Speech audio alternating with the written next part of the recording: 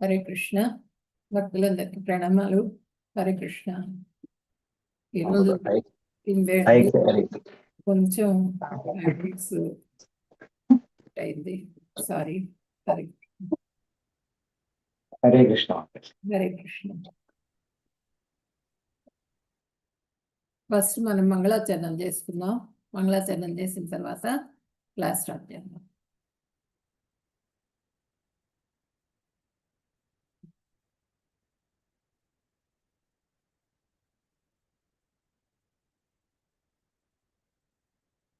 అందరూ కూడా మీరు మ్యూట్లో ఉండి చదువుకోండి. నేను స్క్రీన్ షేర్ చేస్తున్నాను.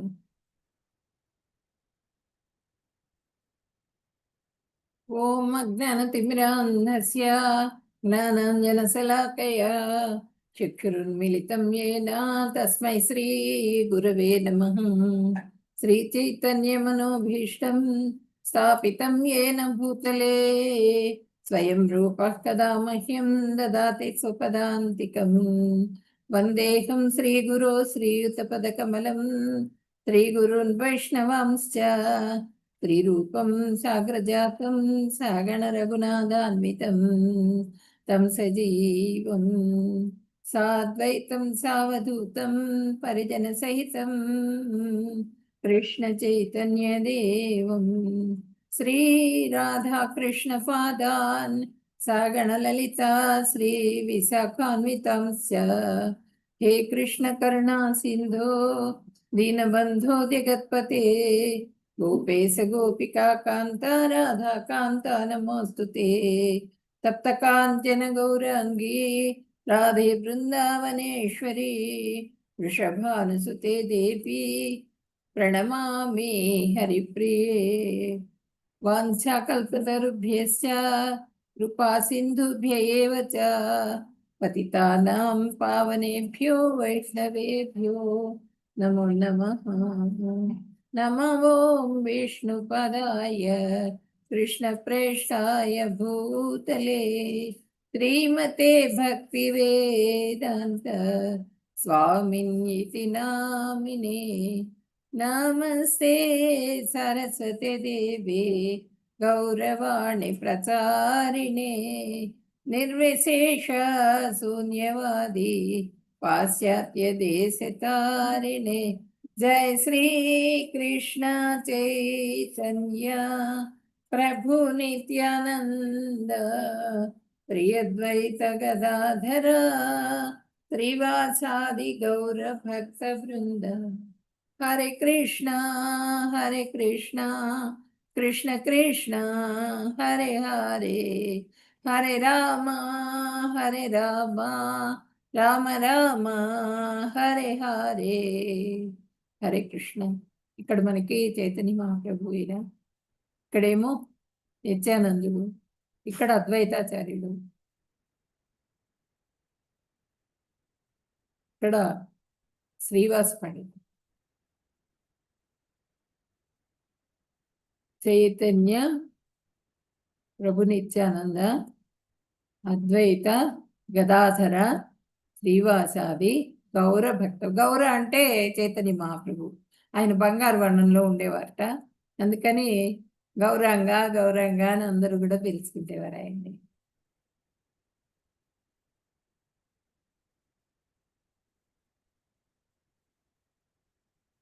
అసలు ఈ మనకి భగవద్గీత ఈ యాజ్ ఇట్ ఈజ్ అన్నది ప్రభుపాదులు వారు ప్రతి దానికి కూడా, ప్రతి శ్లోకానికి కూడా భాష్యం రాశారు. అందరికీ అర్థమయ్యే విధంగా యాజ్ ఇట్ ఈజ్గా ఏ విధంగా అయితే కృష్ణుడు చెప్పారో అదే విధంగా అర్థం వచ్చేట్లుగా రాశారనమాట.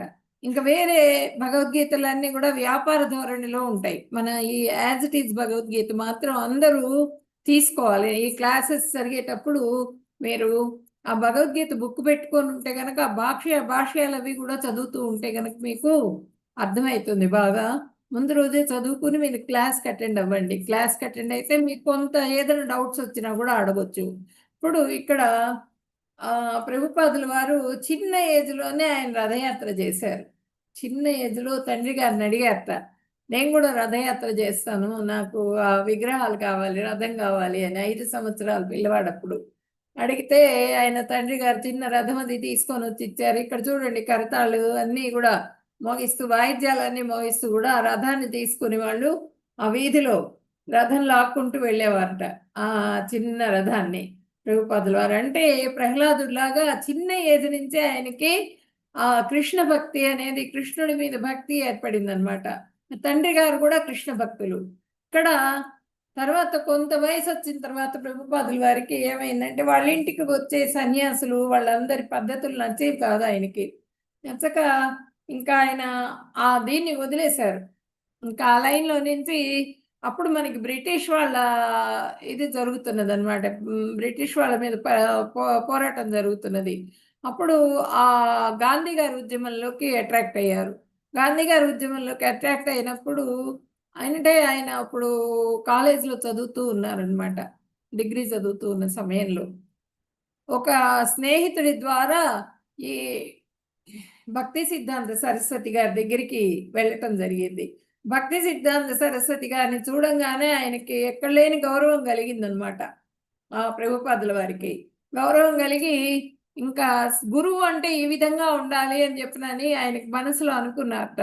భక్తి సిద్ధాంత సరస్వతి గారు అడిగారు, "ఏంటి నువ్వేం చేస్తున్నావు?" అంటే, "ఇలా గాంధీ గారి ఉద్యమంలో పాల్గొంటున్నాను" అంటారు.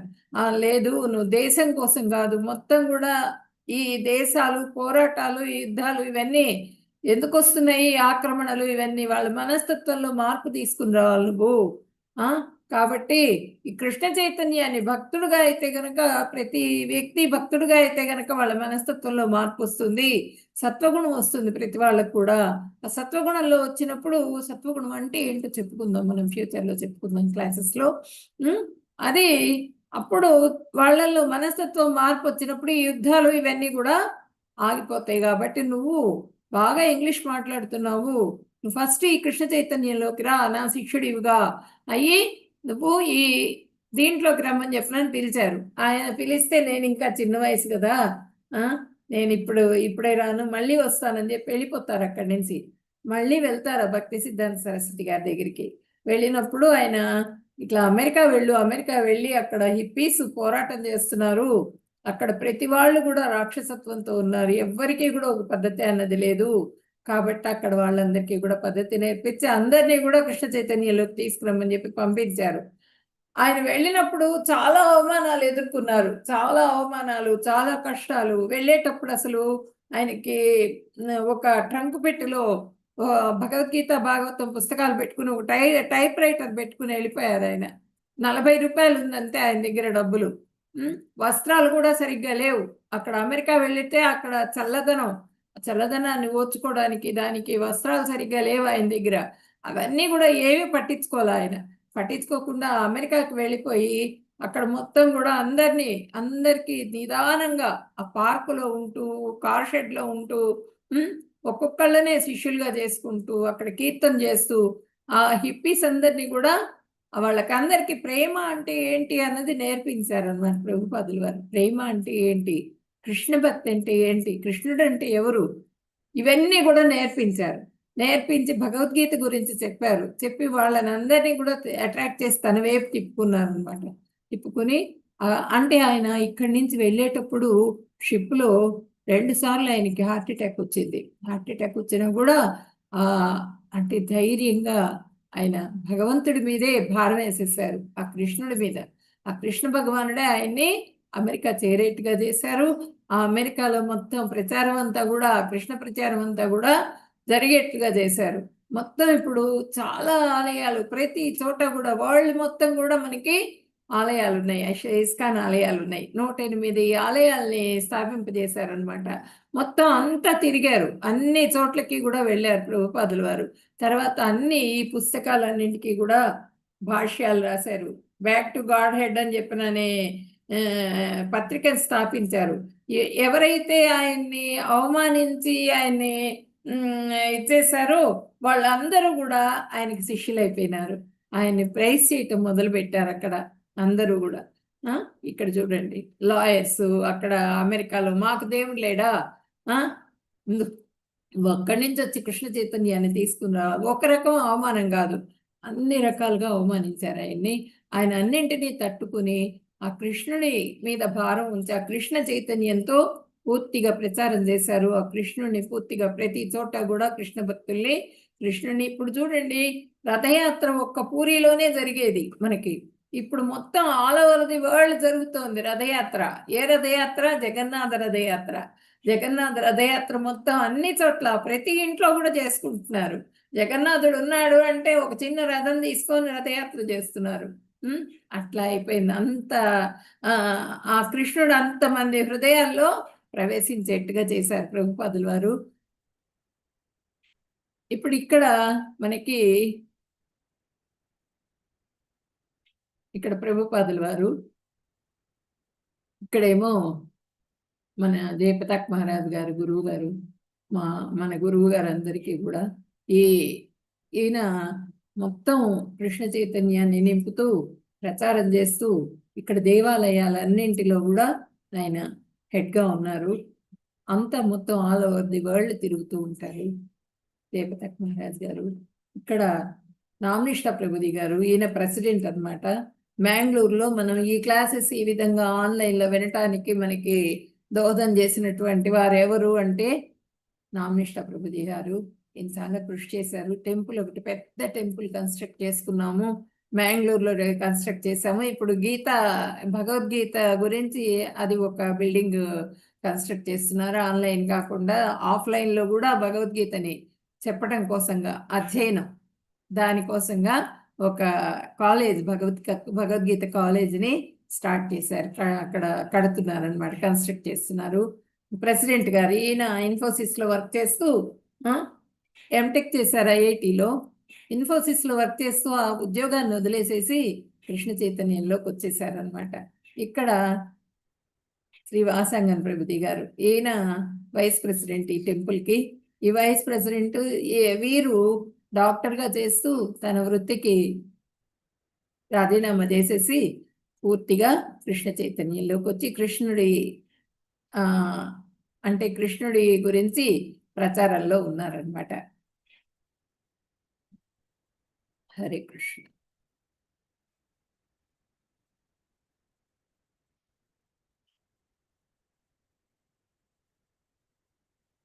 అసలు భగవద్గీత వేదవ్యాసుడు ఆయన మహాభారత ఇతిహాసంలో ఒక ఉపాఖ్యానం అనమాట భగవద్గీత అనేది.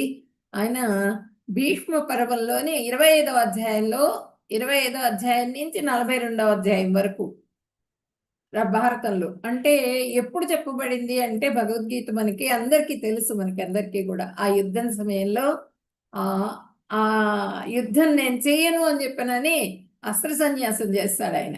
ఎవరంటే అర్జునుడు గాంధీవాన్ని వదిలేసేసి నేను పెద్దల్ని చంపను, నాకు యుద్ధం వద్దు అని చెప్పి నన్ను వదిలేసినప్పుడు అప్పుడు కృష్ణ భగవానుడి ఉపదేశం అనమాట.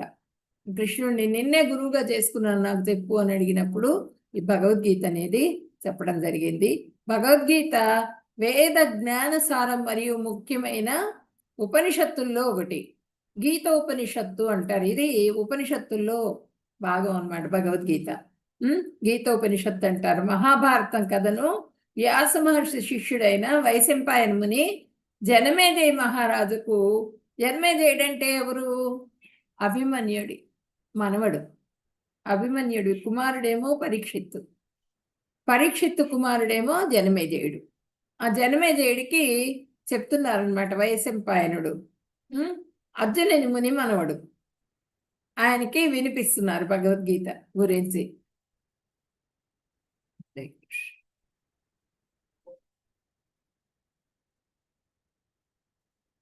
ఈ భగవద్గీత మనకి 3 కాండలు. భగవద్గీత భగవంతుని ద్వారా చెప్పబడిన సాక్షాత్ వాణి అనమాట. ఆయన నోటి నుంచి వచ్చినటువంటి ప్రతి పదం కూడా, ప్రతి శ్లోకం కూడా భగవంతుడి నోటి నుంచి వచ్చినటువంటిది. కాబట్టి భగవద్గీత 3 విషయాల గురించి చెప్తున్నది. అవేంటంటే నిష్కామ కర్మయోగము, భక్తి యోగము, జ్ఞానయోగము. ఈ మూడు కాండలు అనమాట. ఫస్ట్దేమో కర్మయోగము, మధ్యలో ఏమో భక్తి యోగము, లాస్ట్ ఆరు అధ్యాయాలేమో జ్ఞానయోగం. అంటే 6, 6, 6. మధ్యలో ఎందుకు భక్తిని పెట్టారు అంటే కర్మయోగాన్ని జ్ఞానయోగాన్ని తోడుగా చేసుకుని భక్తి చేస్తే అది స్థిరంగా ఉంటుంది.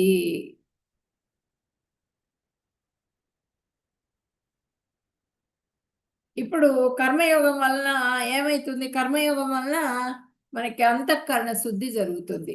మన మనసులో ఉన్నటువంటి బ్యాడ్ ఏదన్నా ఉంటే అది తొలగిపోతుంది. తర్వాత భగవత్ ప్రాప్తి, భక్తి యోగం మూలంగా భగవత్ ప్రాప్తి జరుగుతుంది. జ్ఞానయోగం మూలంగా ఏమవుతుందంటే బ్రహ్మ ప్రాప్తి జరుగుతుంది జ్ఞానయోగం మూలంగా. భగవద్గీత ఒక అందమైన బాక్స్ అనుకుంటే ఆ బాక్స్ లో ఉన్నటువంటి జ్యువెలరీ ఏది అంటే భగవద్గీత. పైన మూత, కింద మూత. పై మూత కర్మయోగం అయితే కింద మూత ఏమో జ్ఞానయోగం. భక్తి యోగం మధ్యలో చాలా సేఫ్గా అట్టి పెట్టారు భగవద్గీత. భక్తి యోగం అతి అతి రహస్యమైంది, చాలా రహస్యమైంది. దీన్ని మనం చదివి అర్థం చేసుకుని భక్తుల ద్వారా మాత్రమే వినాలి. ఇది కృష్ణ భక్తులు ఎవరైతే ఉంటారో వాళ్ళు చెప్తే మాత్రమే వినాలి. వేరే ఎవరు వ్యాపార దృష్టితో చెప్పే వాళ్ళ ద్వారా వింటే మనకి అంత మనసు శుద్ధి కలగదు. ఉభయ సంజీవని లాంటిది భగవద్గీత. భక్తి యోగం సహాయం లేదే నిష్కామ కర్మయోగం, జ్ఞానయోగం ఫలితం ఇవ్వలేవు.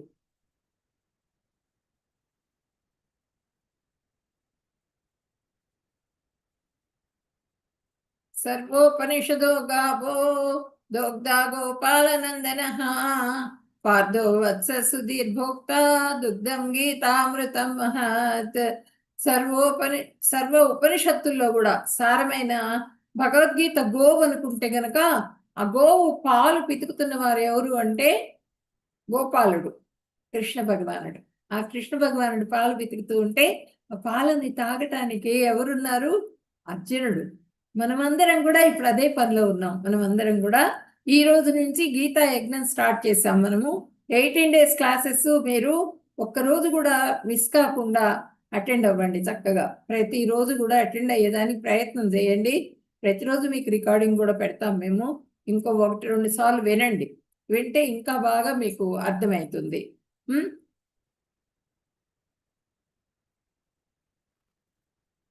ఇప్పుడు ఈ భగవద్గీత ఏంటంటే చూడండి, ధృతరాష్ట్రుడు 1 శ్లోకం చెప్పారు, సంజయుడు 41 శ్లోకాలు చెప్పారు, అర్జునుడేమో 84 శ్లోకాలు చెప్పారు, శ్రీకృష్ణుడేమో 574 శ్లోకాలు చెప్పారు. మొత్తం అంతా కలిపి 700 శ్లోకాలు అన్నమాట భగవద్గీత.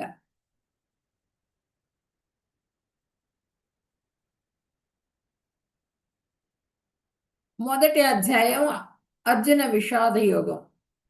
మొదటి అధ్యాయం పేరు.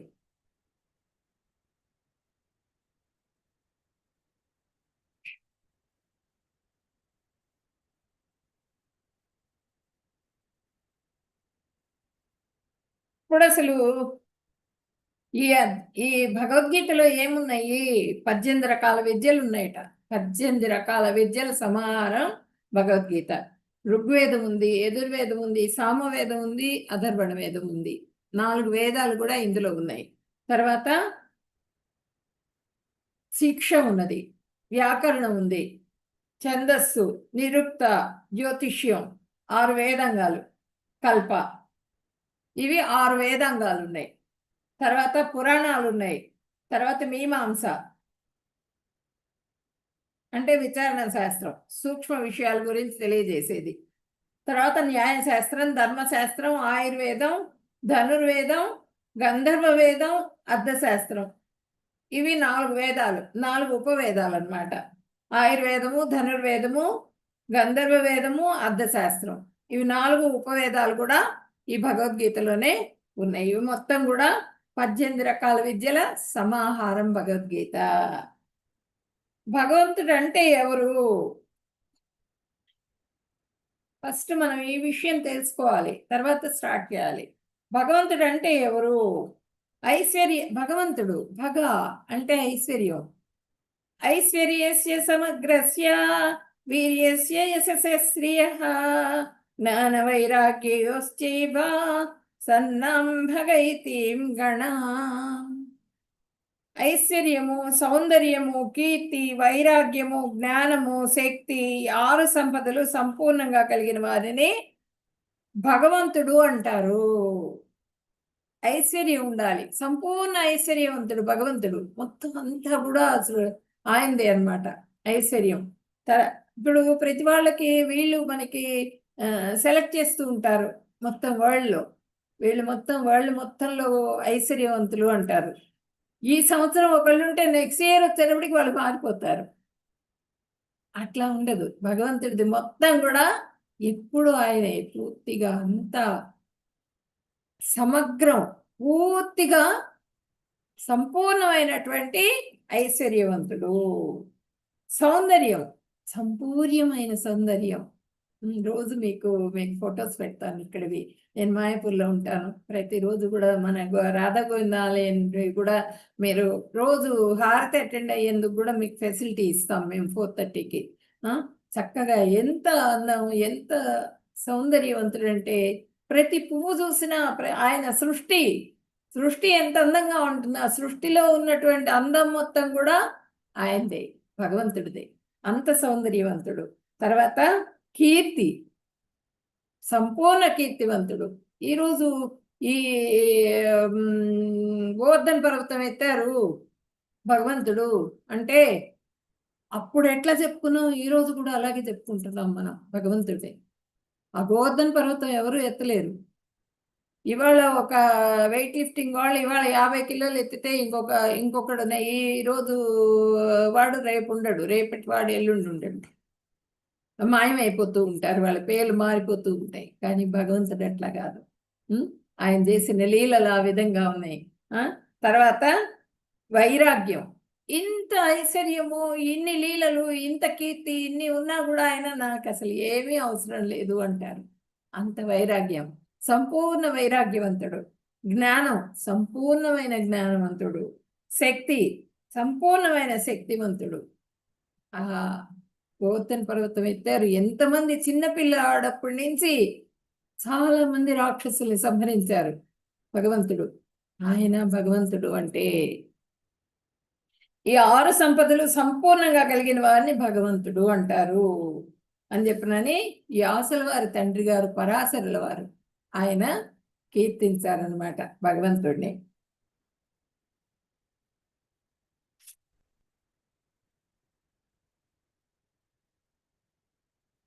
ఇప్పుడు మనము దేంట్లోకి వద్దాం క్లాస్లో.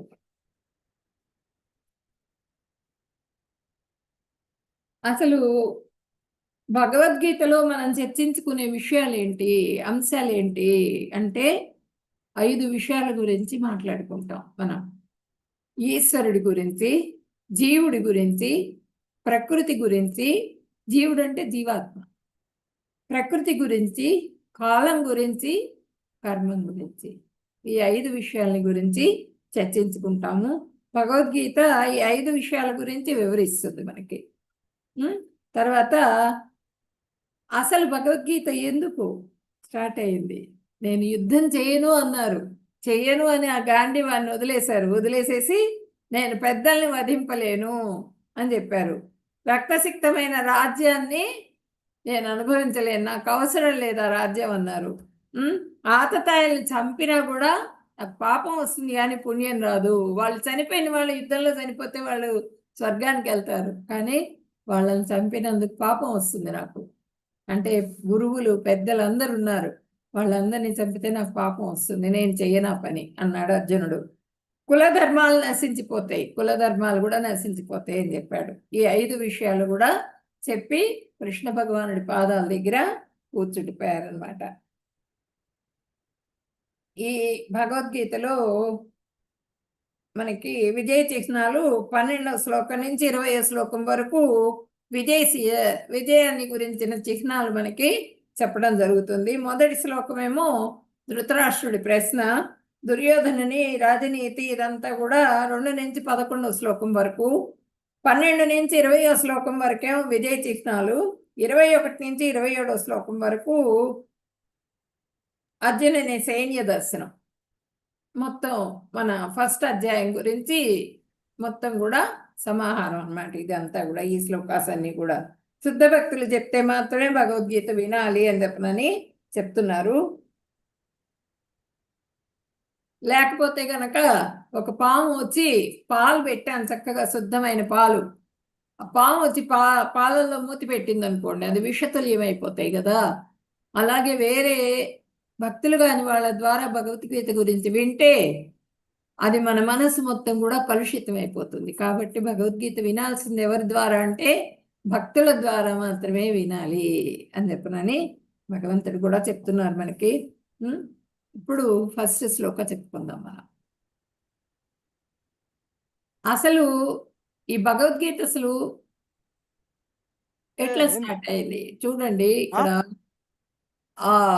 అసలు యుద్ధం ఎందుకు వచ్చింది? యుద్ధం ఎందుకు వచ్చింది అంటే హరే కృష్ణ, అందరూ మ్యూట్ లో ఉండండి హరే కృష్ణ హరే కృష్ణ. మాతాజీ కొంచెం కూలీలు దొరుకుతలేరు. మాతాజీ ఏం లేదు మామ, నా మాట నాడా చెప్పాను. ఓ ఆ జాలుందా, జాలుంది కదా, హరే కృష్ణ. లోపల నట్టుంది. నాతో ఫోటో ఉందా? ఏది మామ,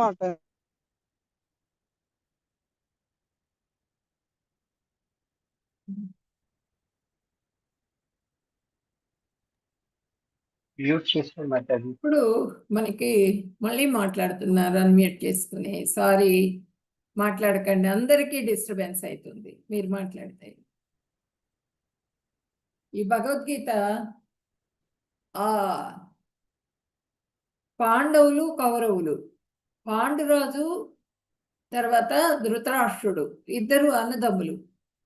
అయితే పాండురాజు కొంచెంగా చర్మ వ్యాధి ఉన్నప్పటికీ కూడా ఈ ధృతరాష్ట్రుడు పుట్టుగుడ్డువాడు కాబట్టి ధృతరాష్ట్రుడు పెద్దవాడైనప్పటికీ ఆయనకి రాజ్యార్హతకి పనికిరాడు, రాజ్యాన్ని పరిపాలించడానికి పనికిరాడని ఆయన చక్రవర్తిగా చేయలే ధృతరాష్ట్రుడిని.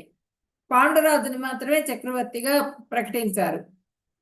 అప్పుడు ఆయన ఏం చేశారంటే, పాండురాజు నా అన్నగారి మీద ఉన్న ప్రేమతో ఆ సింహాసనాన్ని మీరు కూర్చోండి, మిగిలిన వ్యవహారాలన్నీ నేను చూసుకుంటానని ఆయన చూసుకుంటూ ఉన్నారు.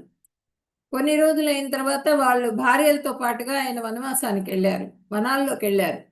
వనాల్లోకి వెళ్ళినప్పుడు అనుకోని సంఘటన జరిగింది. అక్కడ జరిగి పాండురాజు చనిపోయారు.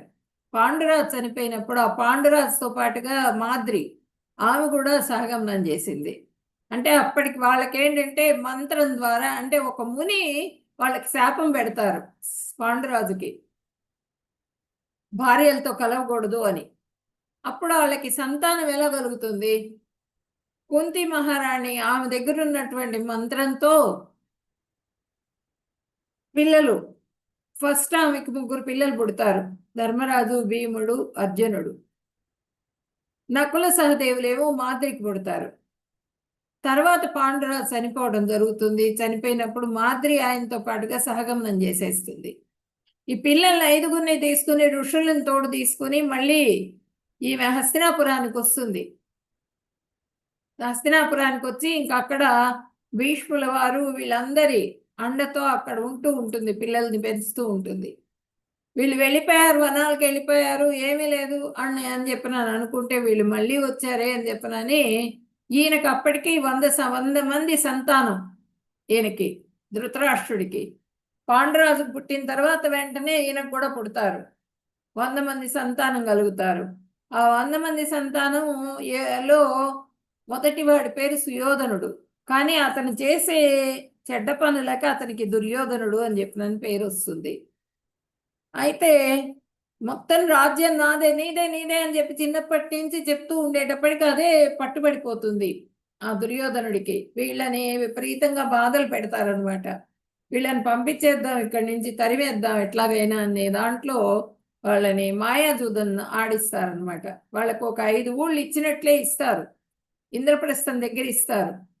ఇంద్రప్రస్థం ఇచ్చి, ఆ ఇంద్రప్రస్థం ఇచ్చింది ఎట్లా ఉంటుందంటే అసలు చవిటి భూమిట, మొత్తం కొండలు, రప్పలు, రాళ్ళు అవన్నీ కూడా ఉన్నాయి. రాళ్ళు రప్పలతో అసలు ఏది అసలు ఒక పంట పండించుకోవడానికి కానీ దేనికి ఉపయోగం పడని స్థలాన్ని ఆయన వాళ్ళకి పరిపాలించుకోమని ఇస్తారు. దాన్ని మొత్తాన్ని కూడా వీళ్ళు సస్యశ్యామలం చేసుకుంటారు. ఆ భూమి మొత్తాన్ని కూడా వీళ్ళు ధర్మాత్ములు కదా, అందుకని వాళ్ళకి భగవంతుడి తోడుతో అది మొత్తం కూడా సక్రమంగా చేసుకుని రాజసూయ యాగం చేస్తారు. రాజసూయ యాగంలో అది జరిగిన తర్వాత దుర్యోధనుడికి మనసులో కల్మషం బయలుదేరుతుంది. ఫస్ట్ నుంచి కల్మషం ఉంది. వీళ్ళంటే ఒక రకమైనటువంటి ఇది ఉందన్నమాట దుర్యోధనుడికి.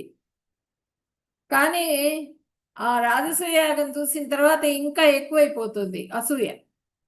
ఎక్కువైపోయి ఎట్లాగైనా మొత్తాన్ని రాజ్యాన్ని నేను నా హస్తగతం చేసుకోవాలి, వాళ్ళని మళ్ళీ బయటికి పంపించేసేయాలని చెప్పనని మాయాజూదం ఆడతారు. మాయాజూదంలో ఓడించి వాళ్ళని అరణ్యవాసాలకు పంపిస్తారు. అజ్ఞాతవాసం కూడా పడుతుంది వాళ్ళకి.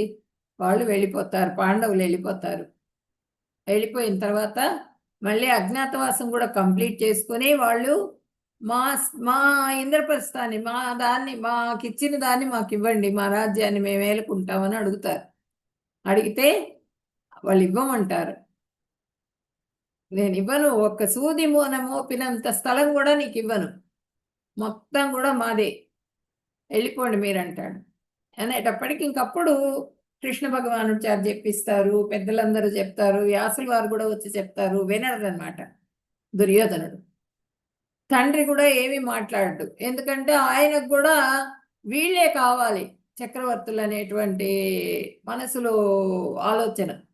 అందుకని చెప్పినని ఆలోచనలో స్థిరమైపోయి ఆయన కూడా ఏం మాట్లాడదు. ధృతరాష్ట్రుడు కూడా ఆ ద్రౌపదిని అవమానిస్తారు, అన్ని రకాలుగా ఇబ్బంది పెడతారు. వాళ్ళని ఇబ్బంది పెట్టేసేసి వాళ్ళని వనాలకు పంపించిన తర్వాత ఆ వనాలు కూడా అంతా కంప్లీట్ చేసుకొని వచ్చి వాళ్ళు అడిగితే ఇవ్వనందువలన, రాజ్యాన్ని ఇవ్వనందువలన రాయబారం పంపిస్తారు కృష్ణ భగవానుడిని. ఆయన్ని కూడా అవమానించే ప్రయత్నం చేస్తారు కృష్ణ భగవానుడిని కూడా. ఇక లాస్ట్కి యుద్ధం ప్రాప్తిస్తుంది. యుద్ధం ప్రాప్తించినప్పుడు నువ్వు యుద్ధాన్ని చూడాలనుకుంటున్నావా అని వ్యాసుల వారు అడుగుతారు. వ్యాసుల వారు అడిగితే నేను చూడలేను, నాకు అవసరం లేదు కళ్ళు, నేను చూడనంటాడు. ఆయనకి దివ్య దృష్టిని ఇస్తానని చెప్తారు వ్యాసుల వారు వచ్చి. లేదు నాకు వద్దంటారు. వద్దనేటప్పటికి అప్పుడు సంజయుడిని పెట్టి సంజయుడికి దివ్య దృష్టిని ఇస్తారు. యుద్ధం చూసి ఆ యుద్ధంలో జరిగే విషయాలన్నీ కూడా రాజుకి దగ్గరుండి చెప్పేందుకు. సరే యుద్ధం స్టార్ట్ అయిపోయింది. అక్కడ జరుగుతున్నది యుద్ధము. ఇద్దరు కాన్సన్ట్రేషన్గా చూస్తున్నారు. అంతా చెప్తున్నాడు, అంటే ఏమి పిన్ డ్రాప్గా ఉంది, చూస్తున్నారు అనమాట ఇద్దరు. ఆయన కామ్గా కూర్చొని ఉన్నారు ధృతరాష్ట్రుడు. ఈ సంజయుడేమో చూస్తున్నాడు యుద్ధం. చూస్తూ అయ్యో భీష్ముల వారు పడిపోయారు అన్నారు. భీష్ముల వారు అంపశయ్య మీదకి వెళ్ళిపోయారు. అది వినంగానే ఏంటి సంజయ నువ్వు మాట్లాడేది, భీష్ముల వారు పడిపోవడం ఏంటి, ఏం జరుగుతుంది అసలు యుద్ధంలో చెప్పు నాకు అని చెప్పనని సంజయుడిని ధృతరాష్ట్రుడు అడుగుతాడు. ఏం జరిగేదేంటి, అక్కడికి వెళ్ళిన వాళ్ళు యుద్ధమే చేస్తారు కదా, యుద్ధానికి వెళ్ళిన వాళ్ళు యుద్ధం చేయకుండా ఏం చేస్తారు, ఏం జరుగుతున్నదని అడుగుతావేంటి, ఫస్ట్ నుంచి ఏం జరుగుతున్నదో చెప్పు నాకు అని అడుగుతాడు. యుద్ధమే జరిగింది ఇప్పటిదాకా. ఆయనకేంటంటే ఎట్లాగైనా సరే మనసులో కోరిక ఏంటంటే ఈ భీష్ముల వారు ఉన్నారు కాబట్టి, భీష్ముల వారు మన పక్షంలో ఉన్నారు కాబట్టి ఆ భీష్ముల వారు ఉంటే మనదే విజయం, మనదే అనేటువంటి ఆశలో ఉన్నాడు ధృతరాష్ట్రుడు. వీళ్ళని ఎట్లాగైనా సరే నాశనం చేసేయచ్చు పాండవుల్ని అని. కానీ ఇక్కడ మనదే అని చెప్పనని ఆశతో ఉన్న ధృతరాష్ట్రుడికి భీష్ముడు పడిపోయినాడు అనగానే ఎక్కడ లేని నిరాశ కలిగింది. అసలు ఏం జరిగిందో చెప్పమన్నాడు. అదే అడుగుతున్నారు ఇక్కడ చూడండి ఫస్ట్ శ్లోకాలు. ధర్మక్షేత్రే కురుక్షేత్రే సమవేతాయుత్సవః మామకాః పాండవాశ్చైవ కిమకుర్వత సంజయ. ఓ సంజయ, ధర్మక్షేత్రమైన కురుక్షేత్రంలో నా పుత్రులు మరియు పాండుపుత్రులు యుద్ధానికి సన్నద్ధమై సమావేశమైన తర్వాత ఏం చేస్తున్నారు చెప్పు, వాళ్ళు అక్కడ ఏం జరుగుతున్నది మొత్తం మొదటి నుంచి చెప్పమని చెప్పి అడిగారు. అడిగితే ధర్మక్షేత్రం అది. అంటే ఆ కురుక్షేత్రానికి ఒక చిన్న ఇది ఉందన్నమాట. ఒక స్టోరీ ఉంది. ఆ కురుక్షేత్రంలో కురు మహారాజు పరిపాలించాడు. వీళ్ళ వంశానికి గురువు అన్నమాట. వంశానికి పితృ కురు మహారాజు. అందుకే కురు వంశం వీళ్ళది. ఆ మహారాజు 100 సంవత్సరాలు పరిపాలిస్తారు. హరే కృష్ణ.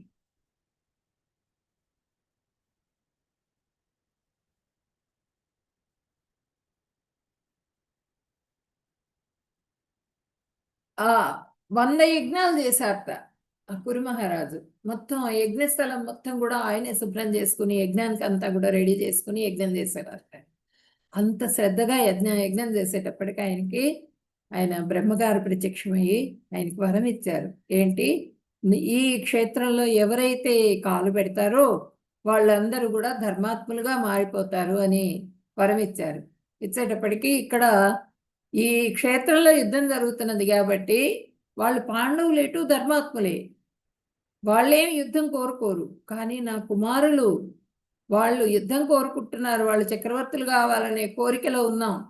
కానీ వాళ్ళేమన్నా ఈ క్షేత్ర ప్రభావం మూలంగా వాళ్ళు మారిపోయి రాయబారానికి వాళ్ళు రాజీకి వచ్చేసారా, వాళ్ళకి ఇచ్చేస్తాము రాజ్యం, సగం రాజ్యం అర్ధరాజ్యం ఇచ్చేస్తాం అని చెప్పినని దుర్యోధనుడి మనసు ఏమైనా మారిందా అనేటువంటి ఆలోచన వచ్చింది ఆయనకి, ధృతరాష్ట్రుడికి. ఇప్పుడు భీష్ముల వారు నా వైపు ఉన్నారు కాబట్టి ఎట్లాగైనా రాజ్యం మాకే అయిపోతుంది, వీళ్ళు తప్పు ఆలోచన చేసి వాళ్ళకి సగం రాజ్యం ఇచ్చేస్తున్నారా దుర్యోధనుడు అనేటువంటి ఆలోచన వచ్చి వెంటనే ధర్మక్షేత్రే కురుక్షేత్రే సమవేతాయుత్సవ మామక పాండవా సేవ కిం అకుర్వత సంజయ, ఏం జరుగుతున్నదో చెప్పు అని చెప్పనని అడిగారనమాట. అంటే ఓ పక్క పైకేమో చాలా మంచివాళ్ళలాగా కనిపిస్తూ ఆయన మనసులో ఉన్నది ఏంటి అన్నది సంజయుడికి తెలుసు. సంజయుడు మొదటి నుంచి ఆయనకి దగ్గరగా ఉన్నటువంటి వాడు కాబట్టి సంజయుడు ధృతరాష్ట్రుడు ఎలా ఆలోచిస్తున్నాడు అన్నది ఆలోచనని గమనించగలడనమాట.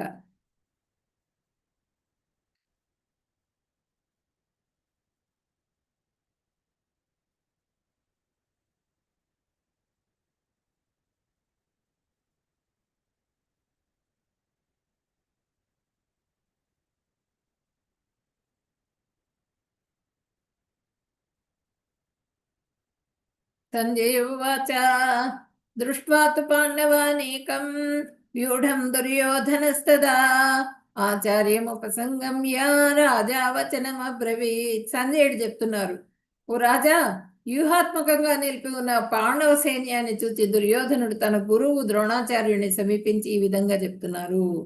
ఆ వెంటనే ఆయనకి చూశాడు. చూసి దృష్ట్వాతు పాండవానీకం వ్యూఢం దుర్యోధనస్తదా ఆచార్యం ఉపసంగమ్య రాజా వచనమబ్రవీత్. ఓ రాజా, ఆ వ్యూహాత్మకంగా ఎట్లా ఎవరు నిర్మించారు, అక్కడ ద్రుపదుడు కుమారుడు దృష్టజ్యుమ్నుడు నిర్మించాడు.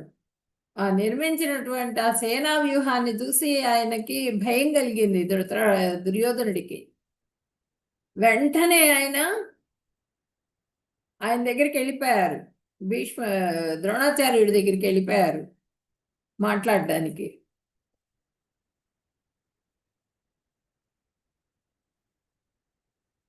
పశ్యైతాం పాండుపుత్రాణం ఆచార్య మహతీం వ్యూఢాం ద్రుపదపుత్రేణ తవ శిష్యేణ ధీమత. ఓ గురువర్య, మీ ప్రియ శిష్యుడైన ద్రుపదపుత్రుడిచే అత్యంత వ్యూహాత్మకంగా నిలుపబడని పాండవుల మహాసైన్యాన్ని చూడుము.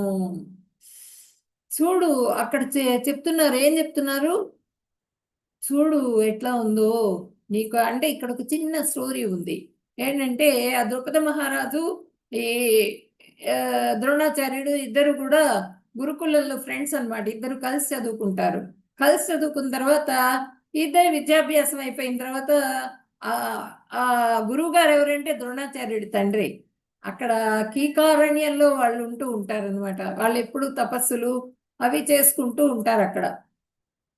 అయితే ఈయనేమో రాజ్యాన్ని, ఆయన చక్రవర్తి, ఆయన రాజ్యానికి వెళ్ళిపోతాడు ద్రుపద మహారాజు. అక్కడ రాజసింహాసనం వస్తుంది, అక్కడ రాజ్యాన్ని పరిపాలించుకుంటూ ఆయన ఉంటారు. అయిపోయిన తర్వాత కృపాచార్యుడు చెల్లెల్ని వివాహం చేసుకుంటాడు ద్రోణాచార్యుడు. అశ్వత్థామ జన్మిస్తారు. ఆ అశ్వత్థామకి పాలు కూడా పట్టించలేని పరిస్థితి. నాకు పాలే కావాలి అని చెప్పనని అడుగుతాడు. ఫ్రెండ్స్ దగ్గర అంతా చూసి నాకు ఆవు పాలు కావాలి, నేను అదే తాగుతాను, నేను ఈ దుంపలు అవి ఇస్తే ఆ పాలు నేను తాగను, నాకొద్దు అని చెప్తాడు. పేచి పెడతాడు అశ్వత్థామ, నాకు ఆవు పాలే కావాలని. అప్పుడు ద్రోణాచార్యుడు ఈ ద్రౌపదుడి దగ్గరికి వస్తాడనమాట.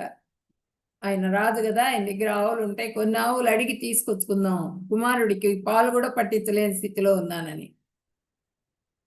మిత్రమా అని పిలిచేటప్పటికి, నువ్వు నేను మిత్రుడిని ఏంటి నీకు, నేను రాజునే, నువ్వు బీద బ్రాహ్మణుడివి అని చెప్పనని చీత్కారంగా చూసి వెళ్ళిపోతాడు ఆయన.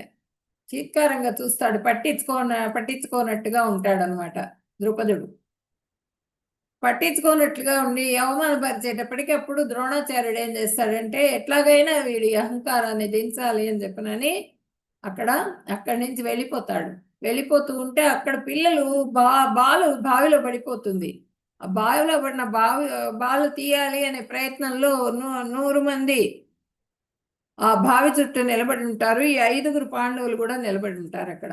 పాండవులు కౌరవులు ఇద్దరు కూడా అక్కడ నిలబడి ఉంటారు బావి చుట్టూ. ఈయన వెళ్ళి ఆ బాల్ తీసి ఇస్తారనమాట. ఆ బావిలో పడ్డ బాల్ని తీసి వాళ్ళకి ఇస్తారు. అది భీష్మాచార్యుడికి తెలుస్తుంది. తెలిసి భీష్ముల వారు ఏం చేస్తారంటే, మా పిల్లలకి విద్యను నేర్పించటం కోసంగా మా రాజ్యానికి వచ్చి మా రాజ్యంలో ఉండాల్సిందే అని ఆయన తీసుకెళ్ళి అట్టు పెట్టుకుంటారు అక్కడ. అట్లనే కృపాచార్యుడు ద్రోణాచార్యుడు ఇద్దరు కలిసి అక్కడ విద్యలు అస్త్రశస్త్రాలు వాటన్నింటినీ కూడా వాళ్ళకి నేర్పిస్తూ ఉంటారు. ఇక్కడ ద్రుపద మహారాజు ఏంటంటే, ఇక్కడ విద్యలు అయిపోతాయి వీళ్ళవి. విద్యలు అయిపోయిన తర్వాత నీకేం కావాలి గురుదక్షిణ అంటే ద్రోణాచార్యుడు చెప్తాడు, నాకు ఆ రాజ్యం కావాలని అడుగుతాడు. ద్రుపద మహారాజు రాజ్యం కావాలి అంటే ఆ ద్రుపద మహారాజుని ఓడించడం కోసంగా కౌరవులందరూ వెళ్తారు. తన్నులు తిని వెనక్కి తిరిగి వస్తారు. తర్వాత ఈ పాండవుల్లో అర్జునుడు వెళ్తాడు. అర్జునుడు వెళ్ళి ద్రుపదుడిని ఓడించి ద్రుపదుడిని కట్టేసి తీసుకొచ్చి ఇక్కడ పాదాల మీద పడేస్తాడు. పడేసిన తర్వాత ఆ ద్రోణాచార్యుడు ఏం చేస్తాడంటే, ఇప్పుడు రాజ్యం నాదైపోయింది కానీ నాకు అవసరం లేదు నీ రాజ్యాన్ని నువ్వే ఎలుకో అని చెప్పి ఇచ్చేస్తాడు రిటర్న్. ఇంక పొమ్మని చెప్పి. అప్పుడు ఆయన వెళ్ళిపోతాడనమాట. వెళ్ళిపోతూ ఆయన క్షత్రియుడు కదా, ఆయనకి ఎక్కడ లేని అవమానం జరుగుతుంది. ఎట్లాగైనా సరే ఈ ద్రోణాచార్యుని చంపేందుకు ఒక పుత్రుడిని కనాలి, అర్జునుడికి భార్యగా ఒక పుత్రికను కనాలి అని చెప్పినని యజ్ఞం చేస్తాడు. ద్రౌపదిని తర్వాత దృష్టజ్యుమ్నుడిని ఆయన పుత్రులుగా కంటాడనమాట. వాళ్ళు పుట్టిన తర్వాత అదంతా కూడా గుర్తు చేస్తున్నాడు ఇప్పుడు దుర్యోధనుడు. ఆ ద్రుపదుడు దృష్టజ్యుమ్నుడిని నిన్ను చంపడం కోసంగా ఆ దృష్టజ్యుమ్నుడిని అన్నాడు. వాడికి నువ్వు విద్యలు నేర్పించడానికి మళ్ళీ ఇక్కడికే పంపించాడు ద్రోణాచార్యుడి దగ్గరికి. అంటే ఒక బ్రాహ్మణుడు విద్య కోసం వచ్చినప్పుడు కాదు అనమాట. వాడు శత్రువు అయినా సరే నువ్వు నేర్పించావు వాడికి విద్యలు. నీ దగ్గర విద్యలన్నీ నేర్చుకుని వెళ్ళి ఎంత బాగా వ్యూహం చేశాడు చూడు, సైన్య వ్యూహం. సైన్యాధిపతిగా ఉన్నాడు అక్కడ ఆ ద్రుపద మహారాజు కుమారుడు. ఇక్కడ చూడ ద్రుపద పుత్రేణ దృష్టజ్యుమ్న అనట్లా, ఇక్కడ ద్రుపద పుత్రేణ అంటున్నాడు. ద్రుపద పుత్రేణ తవ శిష్యేన, మీ శిష్యుడు ఏర్పాటు చేశాడు చూడండి మిమ్మల్ని చంపుదామని చెప్పనని. అలాంటి పని చేయిస్తున్నావు నువ్వు, అంత తెలివి తక్కువగా ప్రవర్తించావు నువ్వు అని చెప్పనని ఒక గురువుతో మాట్లాడకూడని విధంగా ఆయన దుర్యోధనుడు మాట్లాడుతున్నాడు.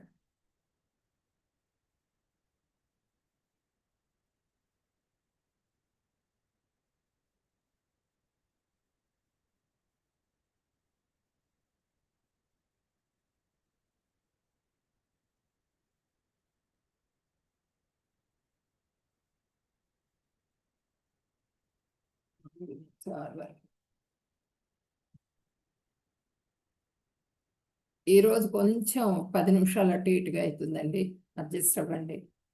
హరే కృష్ణ.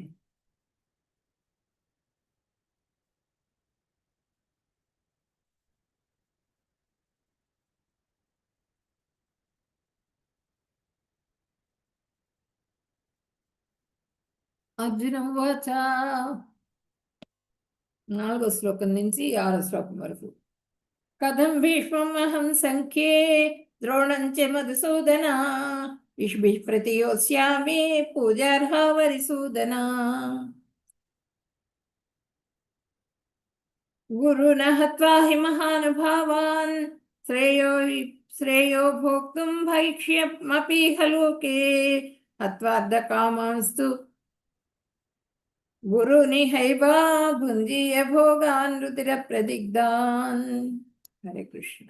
ఇవి 2nd చాప్టర్లోవి పొరపాటు వచ్చింది. అత్ర సూరా మహేశ్వాస భీమార్జున సమాయుధి యుయుధానో విరాటశ్చ ద్రుపదస్య మహారథః దృష్టకేతుశ్చేకితానః కాశీరాజస్య వీర్యవాన్ పురుజిత్ కుంతిభోజశ్చ సేభ్యస్య నరపుంగవః యుధామన్యుశ్చ విక్రాంత ఉత్తమోజాస్య వీర్యవాన్ సౌభద్రో ద్రౌపదేయాశ్చ సర్వ ఏవ మహారథాః. ఇప్పుడు ఇక్కడ వీళ్ళ గురించి చెప్తున్నారనమాట ఈ శ్లోకంలో. 4వ శ్లోకం నుంచి 6వ శ్లోకం వరకు. 4వ శ్లోకంలో ఏం చెప్పారు? అత్ర సురా మహేశ్వాస భీమార్జున సమాయుధి యుయుధానో విరాటశ్చ ద్రుపదస్య మహారథ. ఇచ్చడి ఈ సేన యందు యుద్ధంలో భీమార్జునులతో సమానులైన సూరులు ధనుర్ధారులు పలువురు ఉన్నారు. యుయుధానుడు అంటే ఎవరు? యుయుధానుడు, విరాటుడు, ద్రుపదుడు వంటి మహాయోధులు వీళ్ళున్నారు. తర్వాత యుయుధానుడు అంటే ఎవరంటే సాత్యకి కృష్ణ పరమాత్మను కాదని అధర్మ పక్షంలో యుద్ధం చెయ్యను నేను, అక్కడ వాళ్ళ వైపు చేయమంటాడు. కృష్ణసేన మొత్తం అటు వెళ్తుంది, నారాయణ సేన కౌరవుల వైపు. ఒక కృష్ణ పరమాత్మ మాత్రమే పాండవుల వైపు ఉంటారు. యుయుధానుడు అంటే సాత్యక్ అనమాట. నేను యుద్ధం చెయ్యను అంటాడు. వాళ్ళ వైపు నేను యుద్ధం చేయను, నేను కౌరవుల వైపు ఉండను, పాండవుల వైపే ఉంటానన్నాడు.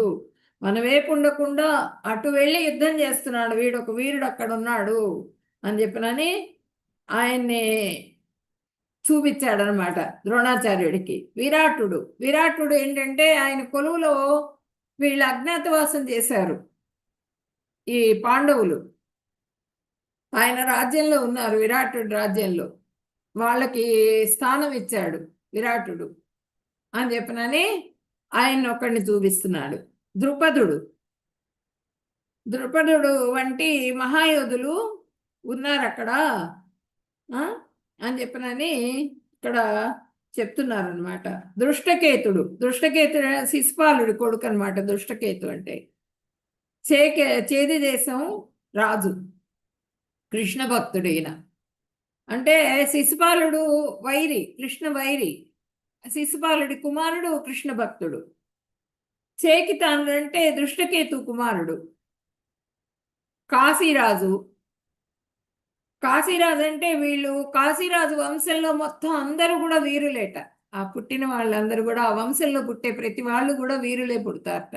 యుద్ధంలో మంచి యుద్ధ ప్రావీణ్యం కలిగిన వాళ్ళు ఉంటారు. అందుకని ఆ కాశీరాజు కూడా మహావీరుడు, భీముడి మామగారినా అని చెప్పిన ఆయన్ని చూపించారు. పురుజిత్తు కుంతిభోజుడు కుమారుడు అనమాట. పురుజిత్తు శైభ్యుడు యుధిష్ఠిరుని మామగారు, దేవకి తండ్రి. కుంతిభోజుడి వంశంలో రాజు కుంతిభోజస్య అంటే ఆ కుంతిభోజుడి వంశంలో ఉన్న వాళ్ళ వీళ్ళకు కూడా కుంతిభోజుడు అనే వచ్చింది. ఇక్కడ కుంతిభోజుడి వంశంలో ఉన్నటువంటి రాజు కూడా వచ్చాడు. ఆయన కూడా వీరుడు. ఆయన కూడా యుద్ధంలో వచ్చి పాల్గొన్నాడు. యుధామన్యుడు అంటే ద్రుపదుడి కుమారుడు, దృష్టద్యుమ్నునికి తమ్ముడు వరుస అవుతాడనమాట ఈయన. తర్వాత ఉత్తమౌజుడు అంటే ద్రుపదుడి కుమారుడు. ఆయన ద్రౌపదుడికి కుమారుడి వరుస. తర్వాత సుభద్ర కుమారుడు అభిమన్యుడు ఉన్నాడు అక్కడ. 16 సంవత్సరాలు అయినప్పటికీ కూడా మంచి యోధుడు అభిమన్యుడు. ద్రౌపదేయులు 5 పంచపాండవులకి 5 కుమారులు ఉంటారు. 5 కుమారుల్ని కంటుందన్నమాట ద్రౌపది. ఆ 5 కూడా మహావీరులు, వాళ్ళందరూ కూడా మహారథులు, ద్రౌపది కుమారులు కూడా. వీళ్ళందరూ కూడా ఉన్నారు అక్కడ. మహారథి అంటే ఏంటంటే 10,000 మంది యోధులైన రధికులతో పోరాడగలడు. 10,000 మంది వచ్చి ఆయన మీదకి యుద్ధానికి వచ్చినా కూడా వాళ్ళందరికీ ఒక్కడే సమాధానం చెప్పగలడు. అది మహారథి అంటారు. తర్వాత అతిరథి అంటే 10,000 కన్నా కొంచెం తక్కువ వాళ్ళతో పోరాడగలడు అనమాట అతిరథి అంటే. రథి అంటే ఒక్క రధికంతో యుద్ధం చేస్తాడు. ఎవరన్నా ఒక్కళ్ళు వస్తే వాళ్ళతో యుద్ధం చేయగలరు, వాళ్ళని రథి అంటారు. అర్ధరథి అంటే ఒక్కళ్ళతో కూడా పోరాడలేడు. అర్ధరథి అని కర్ణుడిని అంటారు. కర్ణుడు చాలా వీరుడు అయినప్పటికీ కూడా అర్ధరథి అంటారు అనమాట. అవమానం జరుగుతుంది ఆయనకి. తర్వాత ఇవి 11 అక్షౌహిణులు, మొత్తం 18 అక్షౌహిణులు. 11 అక్షౌహిణులేమో దుర్యోధనుడి పక్షం ఉంటే కౌరవుల పక్షం అయితే, 7 అక్షౌహిణులేమో సైన్యం పాండవుల పక్షం. వాళ్ళ వైపు తక్కువ 7 అక్షౌహిణులే ఉంది సైన్యం. అయినప్పటికీ కూడా అక్కడ అతిరథులు, మహారథులు వాళ్ళంతా, భీముడు విపరీతంగా విజయోత్సాహంతో ఉన్నాడు, ఎట్లాగైనా విజయం సాధించాలి అని శపథాలు తీసుకుని ఆ శపథాలన్నీ నెరవేర్చుకునే ప్రయత్నంలో వాళ్ళు ఉన్నారు అని చెప్పినని ద్రోణాచార్యుడికి వాళ్ళందరినీ చూపించి వాళ్ళందరి గురించి కూడా చెప్పడం జరిగిందనమాట. ఓ బ్రాహ్మణోత్తమా, 7వ శ్లోకం. అస్మాకంతు విశిష్టా ఏ తాన్నిబోధ ద్విజోత్తమ నాయక మమ సైన్యస్య సంజ్ఞార్థం తాన్ బ్రవీమి తే. బ్రాహ్మణోత్తమా, ఇక మన సైన్యంలో ఉన్న నాయకులు సుప్రసిద్ధులైన వాళ్ళ గురించి కూడా మీకు చెప్తాను. వాళ్ళ గురించి చెప్పాను కదా, ఆ వ్యూహం ఎంత బాగా చేశాడు, ఎంతమంది మహారథులు ఉన్నారు, ఎంతమంది వీరులు ఉన్నారు, అందరి గురించి చెప్పాను నీకు. ఇప్పుడు మన సైన్యం గురించి చెప్తాను విను. అవన్నీ ద్రోణాచార్యుడికి తెలియదా? అంటే ఆ దుర్యోధనుడి ఆచార్యుడు అంటే ఆయనకున్నటువంటి గౌరవం ఏంటి అన్నది ఇక్కడ చూపిస్తున్నారనమాట. మీరు అంటే అక్కడ ఎవరున్నారు? ద్రోణాచార్యుడు ఉన్నాడు. మీరు అంటే భవాన్ అంటే మీరు. భీష్మస్య కర్ణస్య, భీష్ముల వారు.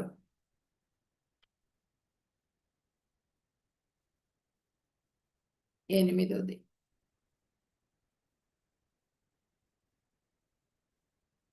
భవాన్ భీష్మస్య కర్ణస్య కృపస్య సమితింజయః అశ్వత్థామ వికర్ణస్య సౌమదత్తిస్తదైవచ.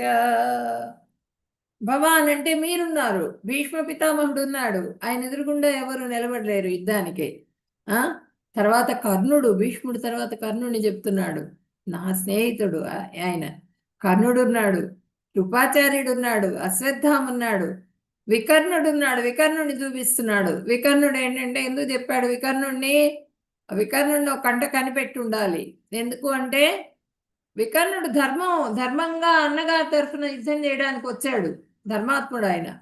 అందుకే అక్కడ ద్రౌపదికి వస్త్రాపహరణం జరిగేటప్పుడు కూడా ఆయన నిలబడి అడుగుతాడు, ఇది తప్పు చెయ్యొద్దు ఇట్లా అని ఆయన ప్రశ్న వేస్తాడనమాట దుర్యోధనుడిని, ఎందుకు ఇట్లా చేస్తున్నావు నువ్వు అని. వికర్ణుడు అందుకని వికర్ణుడిని చూపించాడు, వీడిని ఒక కంట కనిపెట్టి ఉండాలి, వీడు కూడా యోధుడేను అని.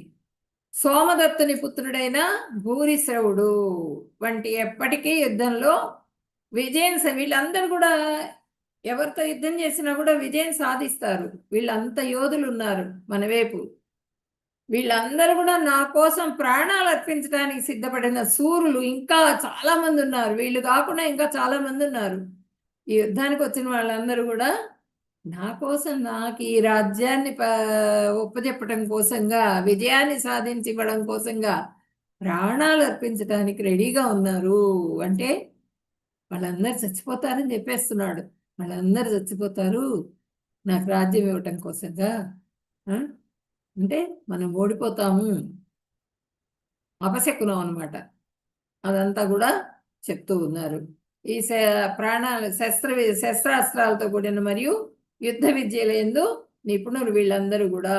సైనిక బలం అపరిమితం, చాలా అపరిమితంగా ఉంది. నా సైన్య బలం చాలా ఎక్కువగా ఉంది. ఏంటి 11 అక్షౌహిణులు ఉంది మన సైన్యం. ఒక నిమిషం.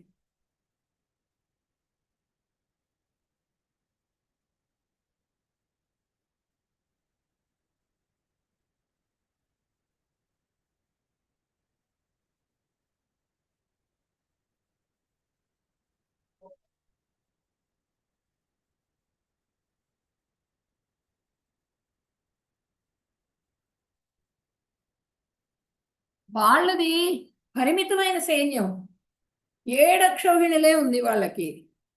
భీష్మ పితామహుడు ఉన్నాడు కాబట్టి ఆయన ఉన్నంత కాలం మనకి విజయమే.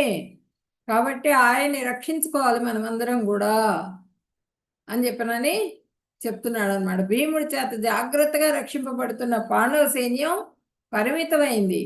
అయినప్పటికీ కూడా ఇక్కడ మనకి భీష్మ పితామహుడు ఉన్నాడు, అపరిమిత సైన్యం ఉంది. కాబట్టి విజయం సాధించేందుకు మనకి చాలా ఛాన్సెస్ ఉన్నాయి. కాబట్టి అది మనం చేజిక్కించుకునే ప్రయత్నం చేయాలి రాజ్యాన్ని.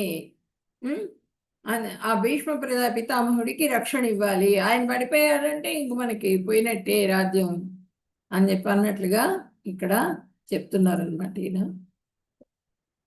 హరే కృష్ణ.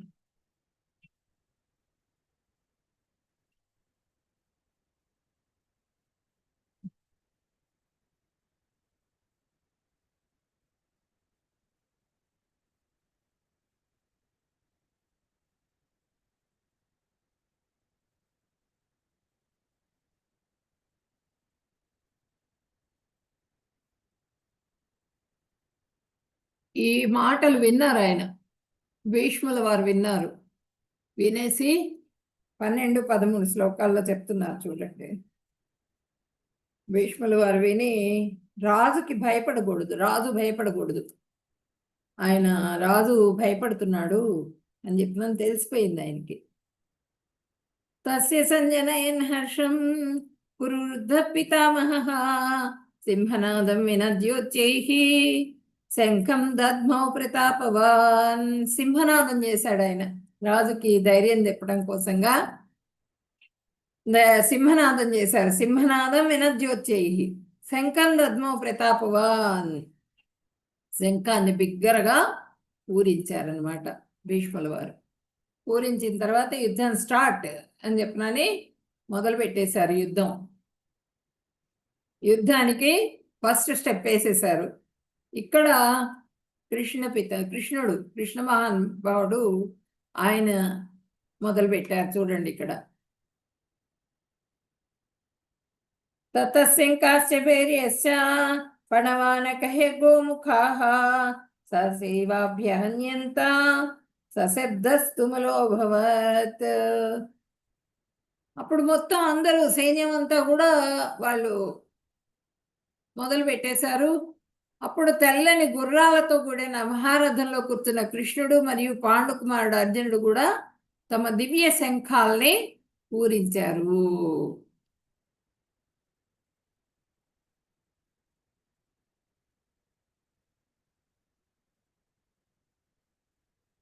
పాంచజన్యం హృషికేశో దేవదత్తం ధనంజయః పౌండ్రం దద్మౌ మహాశంఖం భీమకర్మ అవృకోదరః. ఇప్పుడు ఇవి నోట్ చేసుకోండి మీరు. ఈ పాంచజన్యము, కృష్ణ భగవానుడు పాంచజన్యాన్ని ఊదారు. ఆయన యొక్క ఆ శంఖం పేరు అన్నమాట. అర్జునుడేమో దేవదత్తం, భీముడిదేమో పౌండ్రకం, ధర్మరాజునేమో అనంత విజయం, నకుల సహదేవులదేమో మణిపుష్పకాలు, సుఘోష మణిపుష్పకాలు. ఇవి ఈ శంఖాల్ని పూరించారు వీళ్ళు. యుద్ధం మా వైపు నుంచి కూడా మేము రెడీ అన్నారు. అన్న తర్వాత వాళ్ళ తర్వాత కాశీరాజు, శిఖండి, మళ్ళా దృష్టద్యుమ్నుడు, విరాటుడు, తర్వాత సాత్యకి, ద్రుపదుడు, ఉప పాండవులు, అభిమన్యుడు, వీళ్ళందరూ కూడా శంఖాల్ని పూరించడం జరిగింది.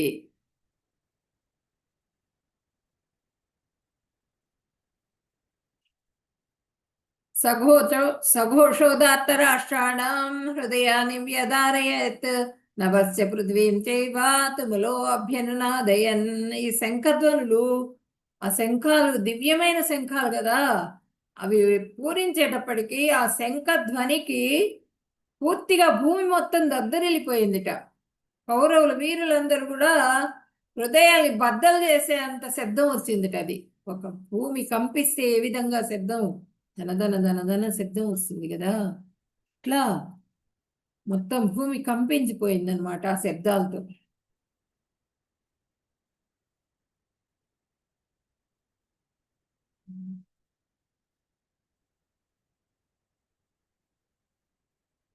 అథ వ్యవస్థితాన్ దృష్ట్వా ధార్తరాష్ట్రాన్ కపిధ్వజః ప్రవృత్తే శస్త్ర సంపాతే ధనురుద్యమ్య పాండవాః. ఋషికేశం తదా వాక్యం ఇదమాహం మహీపతే. పాండుసుతుడైన అర్జునుడు జెండాపై హనుమంతుని చిహ్నం కలిగిన రథంలో గాంధీవం ఎత్తిపట్టి యుద్ధ సన్నద్ధులై ఉన్న దుర్యోధనాదులను చూసి శ్రీకృష్ణుడితో ఇలా అన్నారు. ఆ జెండా పైన కపిరాజు కూర్చొని ఉన్నారు. ఆయన విజయ చిహ్నం అన్నమాట. రాముల వారికి విజయాన్ని సిద్ధింపజేసింది ఎవరు? హనుమంతుడు. ఆ హనుమంతుడిది విజయ చిహ్నంగా. విజయ చిహ్నాలు ఏంటి అని అడిగితే మీరు చెప్పాలి ఇవన్నీ కూడా.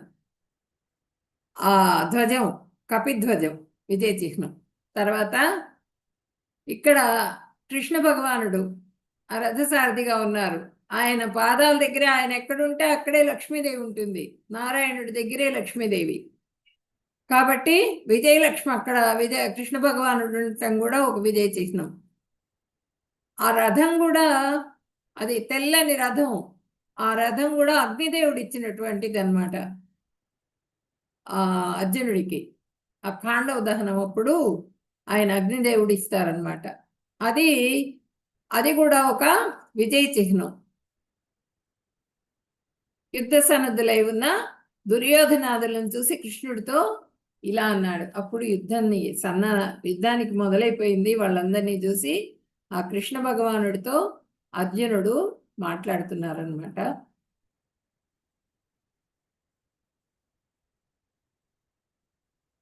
అర్జున ఉవాచ సేనయోరుభయోర్मध्ये రథం స్థాపయమే అచ్యుత యావదేతాన్ నిరీక్ష్యేహం యోద్ధుకామానవస్థితాన్ కైర్మయా సహ యోద్ధవ్యం అస్మిన్ రణ సముద్యమే.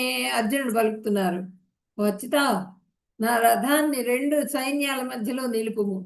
తద్వారా ఈ మహాయుద్ధ రణరంగంలో నేను ఎవరితో యుద్ధం చేయవలసి ఉన్నదో చూసుకుని మొత్తం కూడా వాళ్ళతో యుద్ధం చేస్తాను. అక్కడ మొత్తం కూడా అవకాశం వస్తుంది నాకు. అందరినీ చూస్తాను. ఒకసారి అక్కడికి తీసుకెళ్ళి ఇరు సైన్యాల మధ్యలో రథాన్ని నిలపమని చెప్పి అడిగాడు అర్జునుడు.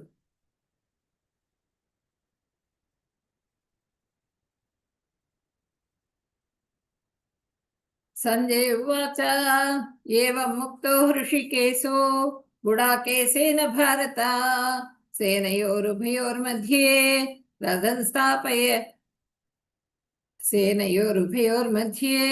స్థాపయిత్వా రథోత్తమం భీష్మద్రోణ ప్రముఖతః సర్వేషాం చ మహీక్షితాం ఉవాచ పార్థ పశ్యైతాన్ సమవేతాన్ కురునితి. సంజయుడు చెప్తున్నారు ధృతరాష్ట్రుడితో. అర్జునుడి మాటలు ఆలకించిన కృష్ణ భగవానుడు 2 సేనల మధ్య భీష్మ ద్రోణాదులకు ఎదురుగా రథాన్ని తీసుకెళ్లి ఆపారు. అక్కడ పార్థ, ఇక్కడ చేరిన కౌరవ వంశీయులను అందరినీ చూడు. అదిగో నీ కౌరవ వంశం వాళ్ళందరూ కూడా ఉన్నారు అక్కడ, చూడు అని చెప్పినని ఆ భీష్ముడికి ద్రోణుడికి ఎదురుగుండా తీసుకెళ్లి ఆ రథాన్ని ఆపారనమాట.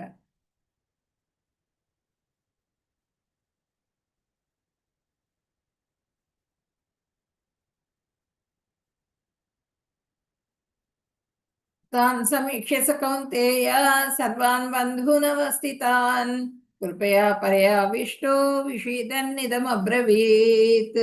అన్ని శ్లోకాస్ అన్ని చదవటానికి మీకు టైం సరిపోదు, అందుకని చెప్పినని నేను లాస్ట్ శ్లోకం మాత్రమే చదువుతున్నాను. 21 నుంచి 27వ శ్లోకం వరకు అర్జునుడు చెప్పడం జరిగిందనమాట. కుంతిపుత్రుడైన అర్జునుడు అక్కడ ఉన్న తన స్నేహితులు మరియు బంధువులను చూసినప్పుడు కరుణతో మునిగిపోయి ఇలా మాట్లాడాడు. ఆయన హృదయం మొత్తం కూడా కరుణతో నిండి, ఒక భక్తుడి హృదయం ఎప్పుడు కూడా వెన్నలాగా ఉంటుంది. ఆయన కృష్ణ భక్తుడు. ఆయన హృదయం చాలా వెన్నలాగా ఉంటుంది అర్జునుడిది, క్షత్రియుడైనప్పటికీ కూడా. ఆయనకి హృదయం కరిగిపోయిందనమాట. కరిగిపోయి మాట్లాడుతున్నారు ఆయన దిగులుతో. ఏమంటున్నారో చూద్దాం. అర్జునుడిలో దయాభావం కలిగింది. వాళ్ళందరినీ చూసేటప్పటికి అయ్యో ఏమిటా ఈ పరిస్థితి అని చెప్పినని ఆయనకి దిగులు వచ్చేసింది. ఎదురుగుండా తాతగారు, తనని చిన్నప్పటి నుంచి పెంచిన తాతగారు, ఆయన ఒళ్ళో పెరిగారు. తర్వాత అక్కడ గురువు గారు ద్రోణాచార్యుడు, కృపాచార్యుడు, తన మిత్రులు, స్నేహితులు, దాయాదులు అందరినీ చూశాడు. చూసేటప్పటికి ఎక్కడ లేని బాధ కలిగింది ఆయనకి. బాధ కలిగి అర్జునుడు పలుకుతున్నారనమాట. ఏమంటున్నారు?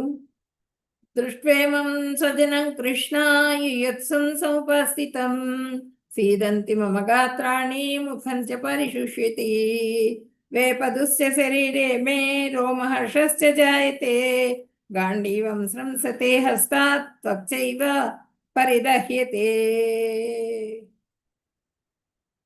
అర్జునుడు యుద్ధాశక్తిలో ఎదురుగా ఉన్న చుట్టాలను అందరినీ కూడా చూసి నోరు ఎండిపోతున్నది, నాకు శరీరం గగురు పొడుస్తున్నది, నా చేతిలో ఉన్న గాంధీవం జారిపోతున్నది, దేహం అంతా కూడా మండిపోతున్నది, నాది నిలబడడానికి కూడా శక్తి లేదు నాకు అని చెప్పినని ఆయన ఆ రథం మీద చతికిల పడ్డాడు అనమాట. గాంధీవాన్ని వదిలేశాడు. వాళ్ళందరినీ చూస్తుంటే నాకు బాధ కలుగుతున్నది అని చెప్పనని ఆ మనసు తల్లడిల్లిపోతున్నదని అక్కడ కూర్చుండిపోయారు ఆ రథం మీద. మనం కూడా అంతే కదా, మనకేదైనా అనుకోని సంఘటన జరిగినప్పుడు మనలో వచ్చేటువంటి బాధ అంతా కూడా అర్జునుడిలో కూడా వస్తున్నది అనమాట. మనలో అవయవాలు కంపిస్తాయి, ఒళ్ళంతా షేక్ అయిపోతుంది, నోరెండిపోతుంది, దాహం అవుతుంది, దేహం మొత్తం కూడా కంపిస్తుంది, వెంట్రుకలన్నీ నిక్కపొడుచుకుంటాయి, శరీరం మీద వెంట్రుకలు నిక్కపొడుచుకుంటాయి, చేతిలో ఏదైతే ఉందో అది జారి కింద పడిపోతుంది, చర్మం అంతా మండుతున్నట్టు అనిపిస్తుంది అనమాట. తర్వాత కాళ్ళు నిలబడలేము, అక్కడ నిలబడలేక చతికిలు పడిపోతాం. మనస్సు మనం ఏం చేస్తున్నాం అనేది మనం మర్చిపోతాం. మనం ఎక్కడున్నాము, మనం ఏం చేస్తున్నాం అనేది కూడా, మనం చేయాల్సిన విషయాన్ని కూడా మర్చిపోతాము. ఇక్కడ అదే పరిస్థితిలో ఉన్నాడు అర్జునుడు. ఇప్పుడు మనం ఏదైనా ఇంట్లో ఎవరికైనా ఆరోగ్యం బాగలేదు, హార్ట్ అటాక్ వచ్చింది, హెల్త్ బాగలేదు, వెంటనే మనం ఏం చేయాలి? అంబులెన్స్కి కాల్ చేయాలి. మంచి డాక్టర్ ఎవరు? టక్క టక్క టక్క టక్క నిర్ణయాలు తీసుకోవాలి. దిగులు పడుతూ ఏడుస్తూ శరీరం గగురు పొట్టేసేసి కూర్చుండిపోతే వాడు వెళ్ళిపోతాడు పైకి.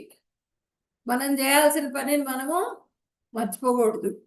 ఇక్కడ అర్జునుడి పరిస్థితి కూడా అలాగే ఉందన్నమాట. మనకి కలిగే పరిస్థితే అర్జునుడికి కూడా కలిగింది.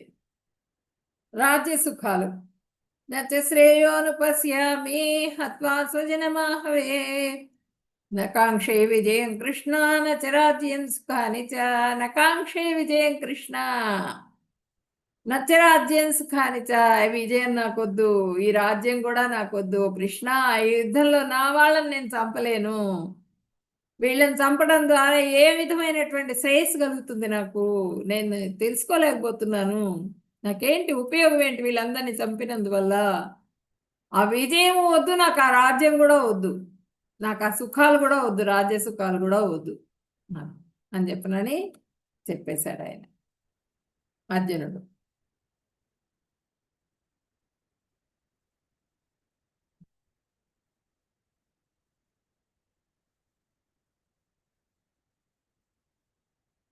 పాపమేవాశ్రయదస్మాన్ అత్వైతానాతతాయినః తస్మానర్హా వయం హంతుం ధార్తరాష్ట్రాన్ స్వబాంధవాన్ స్వజనం హి కథం హత్వా సుఖినః స్యామ మాధవ. ఇటువంటి దుర్మార్గులను చంపినతో మా పాపమే కలుగుతుంది కానీ పుణ్యం ఏం రాదు, మాకేమి స్వర్గ సుఖాలు, స్వర్గానికేం పోము మేము. వీళ్ళందరూ కూడా దుష్కృతులు, వీళ్ళందరినీ చంపటం ఏమిటి, వీళ్ళని చంపినందువల్ల నాకు పాపం వస్తుంది. ధృతరాష్ట్రుడి పుత్రులని, బంధువుల్ని చంపటం మాకు తగదు మేము చంపం వాళ్ళని. ఓ మాధవ, సంబంధీకులను చంపటం వలన కలిగే లాభం ఏంటి? మేము సుఖంగా ఎలా ఉండగలము? వాళ్ళందరూ రక్త సంబంధం కలిగినటువంటి వాళ్ళు మా రక్త సంబంధీకులు వాళ్ళందరూ కూడా. కాబట్టి వాళ్ళని నేను సంహరించను.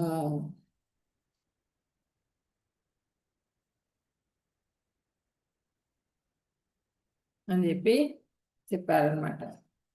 రాజ్యకాంక్ష పరులైన కౌరవులు వంశనాశనం, మిత్రద్రోహం వల్ల కలిగే పాతకాన్ని గ్రహించలేకపోతున్నారు.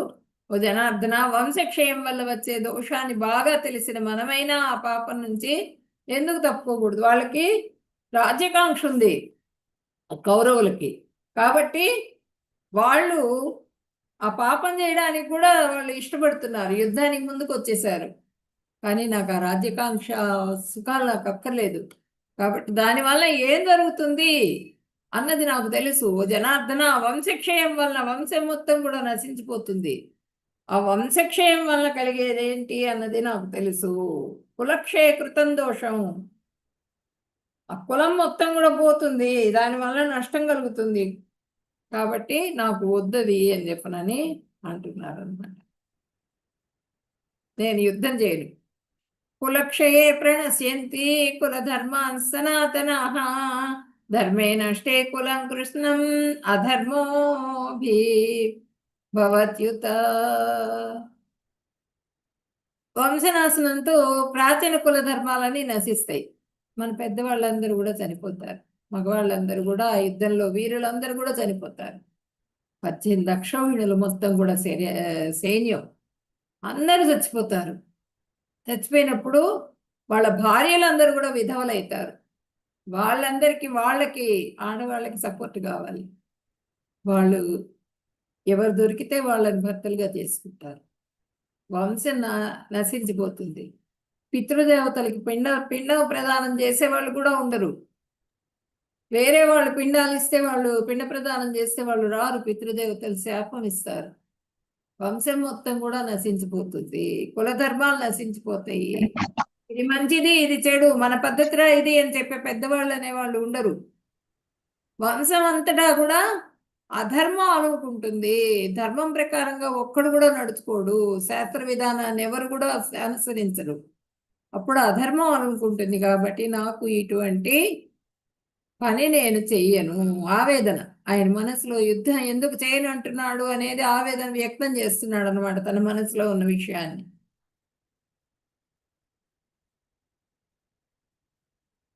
ఏది మామ ప్రతీకారం అశస్త్రం శస్త్రపాణయః, ధాత్తరాష్ట్రాణనే హన్యుస్తన్మే క్షేమతరం భవేత్. నిరాయుధుడను.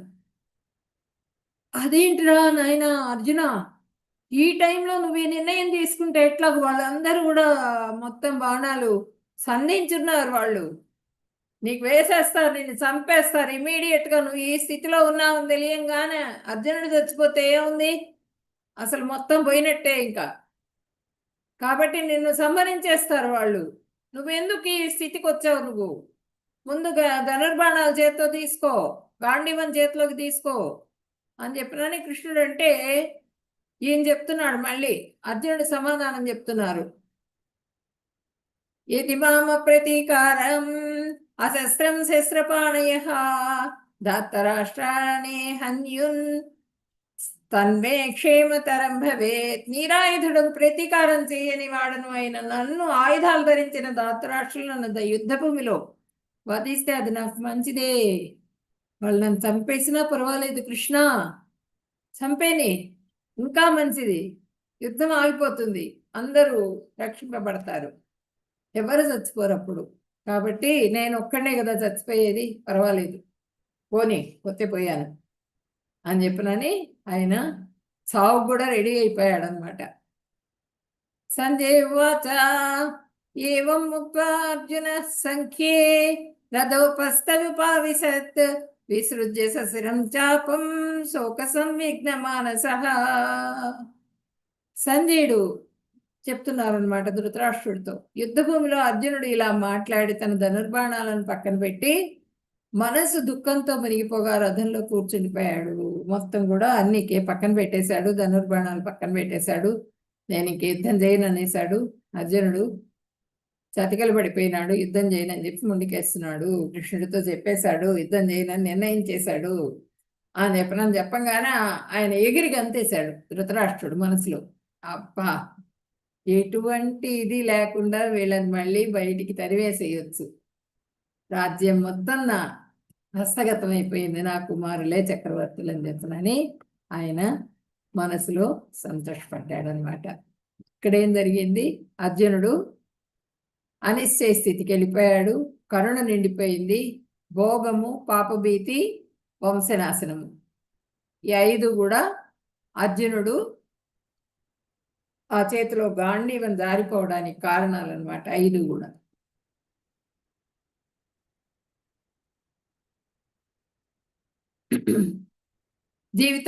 జీవితంలో మనకు ఎటువంటి సందేహం కలిగినా ప్రామాణికమైన గురువును, భగవద్గీతను ఆశ్రయించాలి. అలా పరిస్థితి, అనిశ్చయ స్థితి, ఏది అన్నది నిర్ణయించుకోలేని స్థితి వచ్చినప్పుడు మనకి ఇది చెయ్యండి, ఇది మంచిది అని చెప్పేందుకు ఒకళ్ళు కావాలి. వాళ్ళు ఎవరు అంటే గురువు. ఆ గురువు మనకి ప్రతి వాళ్ళకి కూడా ఉండాలి. అది భగవద్గీత ద్వారా, భగవద్గీత చెప్తున్నది మనకి, గురువుని ఏర్పాటు చేసుకోవాలి మీరు ప్రతి వాళ్ళు అని చెప్పినని.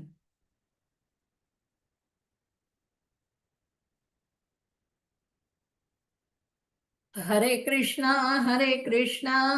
కృష్ణ కృష్ణ హరే హరే, హరే రామ రామ రామ హరే హరే. కృష్ణం వందే జగద్గురు. జగద్గురు ఎవరు అంటే కృష్ణ భగవానుడు.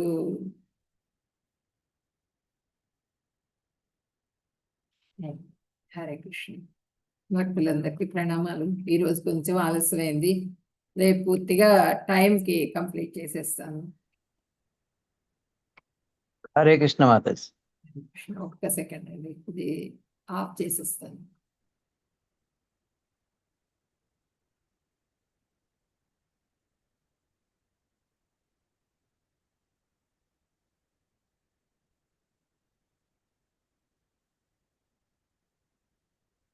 హరే కృష్ణ మాతాజీ, ధన్యవాదాలమ్మా. హరే కృష్ణ, దండత్ ప్రమాణం. అందరికీ కూడా ధన్యవాదాలు. అందరికీ సారీ చెప్తున్నాను, ఈ రోజు కొంచెం ఆలస్యమైంది. అయ్యో, రేపటి హరే నుంచి కృష్ణ మాతాజీ. అలాగే ఇప్పుడు అనక మీరు సారీ చెప్పడం కాదు మాతాజీ. హరే కృష్ణ మాతాజీ. ధన్యవాదాలు. హరే కృష్ణ.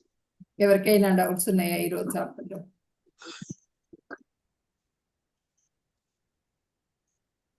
అంటే మీకు డౌట్స్ లేని వాళ్ళు వెళ్ళిపోవచ్చు, ఎందుకంటే ఆఫీసులకు వెళ్ళేవాళ్ళు, కాలేజెస్కి వెళ్ళేవాళ్ళు వాళ్ళు ఉంటారు.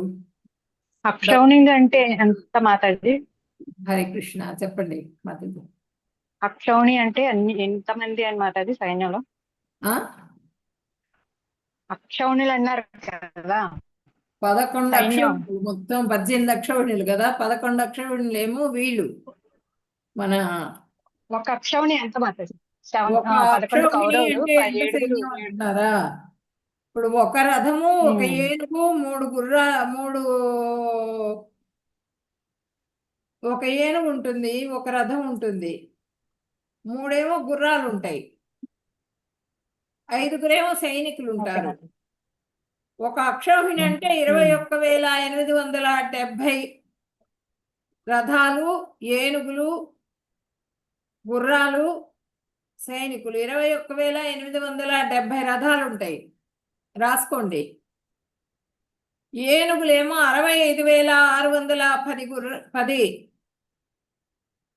65,610. ఒక అక్షౌహిణి అంటే 21,870 ఏమో రథాలు, అన్నీ ఏనుగులు కూడా 21,870 ఏనుగులు కూడా ఉంటాయి. గుర్రాలేమో 65,610 గుర్రాలు. సైనికులేమో 1,09,350 సైనికులు. 350. ఓకేనా? నోట్ ఓకే చేసి. మాతాజీ, ధన్యవాదాలు. ధన్యవాదాలు. శ్రీకృష్ణ. ఇంకెవరికైనా డౌట్స్ హరే ఉన్నాయి? కృష్ణ మాతాజీ. ఇట్లా వాళ్ళు 7 అక్షౌహిణులు 11 అక్షౌహిణులు అంటే ఎంత సైన్యమో చూడండి. ఎన్ని రథాలు, ఎన్ని గుర్రాలు, ఎన్ని ఏనుగులు, అన్నీ నశించిపోయినాయి. హరే కృష్ణ.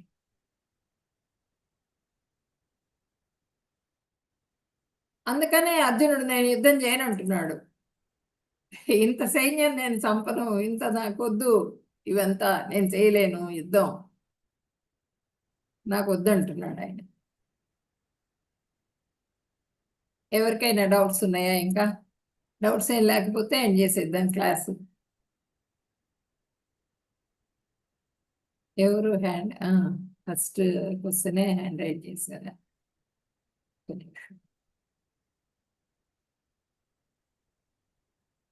ఓకే, మీరు ఇట్లా నెంబర్ కాకుండా మీరు కొంచెం పేరు రాస్తే బాగుంటుంది మాతాజీ. రేపు క్లాస్ లో అందరినీ అడిగి తీసుకుంటాను మాతాజీ. ఇప్పుడు చెప్పినా పర్లేదు ఎవరైనా. రేపటి నుంచి కొంచెం మీ పేరు రాస్తే నెంబర్ కూడా చెప్తే నోట్ చేసుకొని. హరే కృష్ణ. హరే కృష్ణ మాతాజీ. చెప్తారా మాతాజీ మీ పేర్లు? అటెండెన్స్ నా తీసుకున్నా. పేరు శ్యామల అండి. తీసుకున్నాం. ఇప్పుడు డౌట్ అడిగాను కదా అక్షౌని. ఓకే, శ్యామల మాతాజీ. శ్యామల. నెంబర్ చెప్తారా Mataji? Phone number 99 99 122 122 4040 40402. 4040. Thank you Mataji. Hare Hare Krishna. ఇంకా ఎవరైనా చెప్తారా? నెంబర్స్ నోట్ చేసుకుంటాను. మాతాజీ రేపటి నుంచి కొంచెం మీ పేరు రాసుకోండి మాతాజీ ప్లీజ్. అలాగే మాతాజీ. మాకు చెప్పినా కూడా మీ పేరు రాసుకోండి. ఏదైనా మేము పిలవాలన్నా, మీరు చూడాలన్నా మీ పేరు ఉంటే బాగుంటుంది. ఓకేనా? అలాగే Mataji. Okay Mataji. Thank you. Okay. Hare Krishna. ఇంకా ఎవరికి డౌట్స్ లేకపోతే గనక రేపటి అధ్యాయం చాలా ముఖ్యం. ఇంకా తప్పకుండా అటెండ్ అవ్వండి అందరూ. ఈ రోజు నేను రికార్డింగ్ మీకు పెడతాను. 70 శ్లోకాలు ఉన్నాయి కదా మాతాజీ. ఇవి చాలా శ్లోకాలు ఉన్నాయి. సెకండ్ లెవెల్లో ప్రతి శ్లోకం కూడా మీకు ఎక్స్ప్లెయిన్ చేయడం జరుగుతుంది. ఇది 1 hour లో మొత్తం ఇన్ని శ్లోకాలు చెప్పాలంటే ఎక్స్ప్లెయిన్ చేసి కష్టం. కొన్ని శ్లోకాలు తీసుకున్నా కూడా మనకి ఇంకో 1/2 hour ఎక్కువ పట్టింది. ఈ రోజు మొత్తం స్టోరీస్ అవన్నీ చెప్పడం కదా ఎక్కువ టైం పట్టింది. రేపు 1 hour లో పూర్తిగా. మాతాజీ రేపు శ్లోకాలు చెప్పేటప్పుడు నెంబర్ కూడా చెప్పండి మాతాజీ. కొన్ని శ్లోకాలు స్కిప్ అయినప్పుడు ఏ నెంబర్ లోకి వచ్చామో కొంచెం డౌట్ వచ్చింది. Okay okay. శ్లోక 36, నెంబర్ 30. వస్తుంది కదా, శ్లోక నెంబర్ రావట్లేదా? అంటే నేను బుక్ లో చూస్తున్నాను, ఫోన్ లో చూడకుండా, అందువల్ల వస్తుంది మాతాజీ. కొంచెం డౌట్ వచ్చింది. నన్ను అనౌన్స్ చేయమంటారా? వస్తుంది, బుక్ లో వస్తుంది. ఒక్కొక్కసారి అంటే బుక్ లో కంటిన్యూ అవుతున్నాను నేను. ఫోన్ ఓకే పక్కన పెట్టి ఇయర్ ఫోన్స్ పెట్టుకుని. ఓకే ఓకే ఓకే చెప్తాను. Thank you Mataji. Okay. Hare Krishna Mataji. Hare Krishna. Hare Krishna. అందరికీ హరే కృష్ణ. ధన్యవాదాలు. హరే కృష్ణ మాతాజీ. ఈ రోజు క్లాస్ హరే నచ్చిందండి మీకు మూర్తి గారు? చాలా చాలా బాగుంది మేడం. మాతాజీ ధన్యవాదాలు. చాలా చక్కగా వివరించారు. చాలా ధన్యుడిని మేమందరం కూడా. చాలా మందిని ఈ యొక్క మార్గంలోకి తీసుకెళ్ళడానికి చాలా సాయశక్తులు కష్టపడుతున్నారు. మీకు దండవత్ ప్రమాణములు మాతాజీ. చాలా బాగుంది మాతాజీ. హరే చాలా ధన్యవాదాలు. ధన్యవాదం మాతాజీ. సంతోషం. హరే కృష్ణ. హరే కృష్ణ. హరే కృష్ణ. అందరు చక్కగా వీడియోస్ ఆన్ చేసుకోండి. మ్యూట్ లో ఉండండి నేను చెప్పేటప్పుడు. అలాగే మాతాజీ. ఓకే. హరే అలాగే. కృష్ణ. హరే కృష్ణ మాతాజీ. ఆఫ్ చేశానే, యూట్యూబ్ ఆఫ్ చేస్తే ఆన్ కదా, ఆన్ ఉంది.